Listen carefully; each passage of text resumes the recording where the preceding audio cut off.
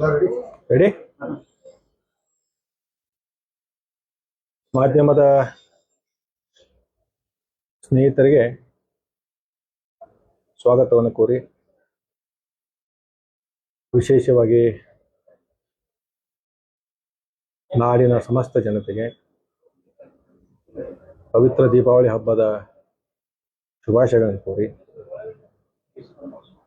ವಿಶೇಷವಾಗಿ ಇವತ್ತು ನಮ್ಮನ್ನೆಲ್ಲ ಕರೆಸಿರ್ತಕ್ಕಂಥದ್ದು ಬಹುಶಃ ತಾವೆಲ್ಲರೂ ಕೂಡ ನಿನ್ನೆ ದಿನ ಅಥಣಿಯಲ್ಲಿ ನಡೆದಿರ್ತಕ್ಕಂಥ ಒಂದು ಸಭೆಯ ಬಗ್ಗೆ ತಮ್ಮೆಲ್ಲ ವಾಹಿನಿಗಳಲ್ಲಿ ಬಿತ್ತರಿಸ್ತಕ್ಕಂಥದ್ದು. ಆ ಸಂದರ್ಭದಲ್ಲಿ ಗೋಕಾಕ್ನ ಶಾಸಕರು, ಮಹಾನುಭಾವರು, ಮರ್ಯಾದವಂತ ಶಾಸಕರಾಗಿರ್ತಕ್ಕಂಥ ಮರ್ಯಾದೆ ರಾಮಪ್ಪ ಜಾರಕಿಹೊಳಿ ಅವರು ನಮ್ಮ ತಂದೆಯವರ ಬಗ್ಗೆ ಅಶ್ಲೀಲ ಪದಗಳನ್ನು ಬಳಸಿ ಏಕವಚನದಲ್ಲಿ ಬಾಯಿಗೆ ಬಂದಂಗೆ ಮಾತಾಡ್ತಕ್ಕಂಥದ್ದು ಕೂಡ ನಾವೆಲ್ಲರೂ ಕೂಡ ನೋಡಿದ್ದೀವಿ. ಇದು ಏನು ತೋರಿಸ್ತದೆ ಅಂತಂದ್ರೆ, ಒಬ್ಬ ಸಂಸ್ಕಾರ ಇಲ್ಲತಕ್ಕಂಥ ಮಗ ಯಾವ ರೀತಿ ಮಾತಾಡ್ತಾನೆ ಅನ್ನೋದಕ್ಕೆ ಒಂದು ಪ್ರತ್ಯಕ್ಷ ಸಾಕ್ಷಿ. ಇವತ್ತು ನಮ್ಮ ಮನೆಯಲ್ಲಿ ನಮ್ಮ ತಂದೆ ನಮಗೆ ಹುಟ್ಟಿ 6 ವರ್ಷಕ್ಕೆ ನಮ್ಮನ್ನೆಲ್ಲ ಶಾಲೆಗೆ ಸೇರಿಸಿ, ಒಳ್ಳೆ ಶಿಕ್ಷಣ ಕೊಡಿಸಿ, ಒಳ್ಳೆ ಸಂಸ್ಕಾರ ಕೊಟ್ಟು, ಸಮಾಜದಲ್ಲಿ ಯಾವ ವ್ಯಕ್ತಿಗೆ ಯಾವ ತರ ಮಾತಾಡ್ಬೇಕಂತೇಳಿ ಕಲಿಸಿಕೊಟ್ಟಿರ್ತಕ್ಕಂಥದ್ದು ಅದು ನಮ್ಮ ಮನೆಯ ಸಂಸ್ಕಾರ.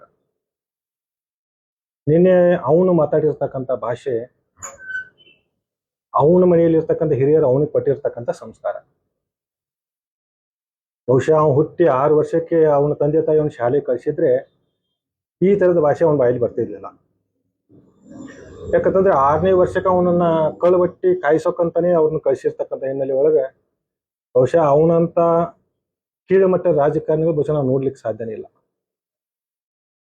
DCC ಬ್ಯಾಂಕ್ ಬಗ್ಗೆ ಮಾತಾಡಿದ್ರು, ಕೃಷ್ಣ ಸಹಕಾರಿ ಸಕ್ಕರೆ ಬಗ್ಗೆ ಕಾರ್ಖಾನೆ ಬಗ್ಗೆ ಮಾತಾಡಿದ್ದಾರೆ. ನನ್ನ ತಂದೆಯ ಬಗ್ಗೆ ಬಹಳ ಅವಾಚ್ಯ ಶಬ್ದಗಳನ್ನು ಬಳಸಿ ಕೇವಲವಾಗಿ ಮಾತಾಡಿರ್ತಕ್ಕಂಥದ್ದು. ತಮ್ಮೆಲ್ಲರ ಮುಖಾಂತರ ಆ ಮಹಾನುಭಾವನಿಗೆ, ಆ ಮರ್ಯಾದವಂತನಿಗೆ ನನಗೆ ಕೆಲವೊಂದು ಪ್ರಶ್ನೆಗಳು. DCC ಬ್ಯಾಂಕ್ ಇವರ ಸಹೋದರ ಬಾಲಚಂದ್ರ ಜಾರಕಿಹೊಳಿ ಹೇಳಿದ್ರು, ಮುರುಗೋಡು ಮಹಾಂತಾದನ ಆಶೀರ್ವಾದ DCC ಬ್ಯಾಂಕ್ ಮೇಲಿದೆ ಅಂತೇಳಿ. ಈ ಪುಣ್ಯಾತ್ಮ ನಿನ್ನೆ ಮಾತಾಡಿದ DCC ಬ್ಯಾಂಕ್ ಅಲ್ಲಿ ನಾನು ಹೇಳಿದ ಆಗ್ಲಿಲ್ಲ ಅಂದ್ರೆ ಆ ಬ್ಯಾಂಕಿನ ಕಡೆ ತಿರುಗಿ ಉಚ್ಚೆಯನ್ನು ಒಯ್ಯೋದಿಲ್ಲ.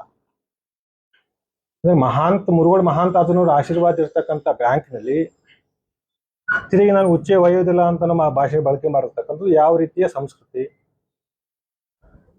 ಅದ್ರ ಜೊತೆಗೆ ಕೃಷ್ಣ ಸಹಕಾರಿ ಸಕ್ಕರೆ ಕಾರ್ಖಾನೆ ಬಗ್ಗೆ ಕೂಡ ಮಾತಾಡಿದ್ರು. ಇವತ್ತು ಘಟಪ್ರಭಾ ಸಹಕಾರಿ ಸಕ್ಕರೆ ಕಾರ್ಖಾನೆ ಪರಿಸ್ಥಿತಿ ಏನಾಗಿದೆ, ಆ ಸಂಸ್ಥೆ ಹಾಳಾಗಿ ಹೋಗಿದೆ ಯಾರಿಂದ? ಗೋಕಾಕ್ ಮಿಲ್, ಬಹುಶಃ ತಮಗೆಲ್ಲರೂ ಕೂಡ ಗೊತ್ತು, ಇಡೀ ಜಿಲ್ಲೆ ಜನತೆಗೂ ಕೂಡ ಗೊತ್ತು. ಗೋಕಾಕ್ ಮಿಲ್ ಅಲ್ಲಿ 8,000 ಜನ ಕಾರ್ಮಿಕರು, 8,500 ಜನ ಕಾರ್ಮಿಕರು ಕೆಲಸ ಮಾಡ್ತಿದ್ರು. ಇವತ್ತು ಆ ಎಲ್ಲ ಕುಟುಂಬಗಳು ಬೀದಿ ಪಾಲ ಆಗ್ಲಿಕ್ಕೆ ಕಾರಣೀಭೂತರು ಯಾರು? ಇವತ್ತು ಕೇವಲ 200-250 ಜನ ಮಾತ್ರ ಕೆಲಸ ಮಾಡ್ತಿದ್ರು. ಉಳಿದ ಕಾರ್ಮಿಕರು ಹೊಟ್ಟೆ ಮೇಲೆ ಹೊಡೆದವ್ರು ಯಾರು? DCC ಬ್ಯಾಂಕ್ನಲ್ಲಿ 100 ಕೋಟಿ ಲೋನ್ ತಗೊಂಡವ್ರು ಯಾರು?